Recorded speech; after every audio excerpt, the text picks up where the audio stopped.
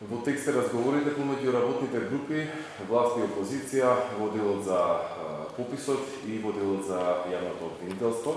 Кога мислите, кој е вашето размислување, кога би стартували разговорите помеѓу власт и опозиција на ниво на работни групи во делот за изборниот законник, со оглед на тоа што опозицијата притиска за предвремени парламентарни избори? Знаете како? Јавноста знае дека Христијан Мицкоски буквално избега од лидерската средба. Ние сметаме дека лидерската средба беше одлична можност каде што можеше да се разговара околу легислативата до евентуални наредни парламентарни избори, каде што требаше препораките од ОДИХР да бидат вметнати во таа легислатива во однос на изборниот законник, па дури и да се отвори темата за нов изборен модел.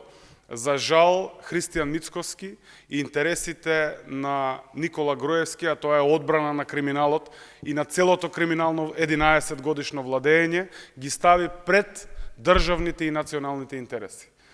Ние се надеваме и даваме шанса на диалогот во рамки на работните групи да се договори и законот за јавното обвинителство и законот за и избирачкиот законник секако, а се со цел воспоставување пред се во однос на законот за јавно обвинителство, воспоставување на вистина на правната држава во Република Северна Македонија. Што е она за што кочат разговорите за изборниот законник и власта, што предлага опозицијата?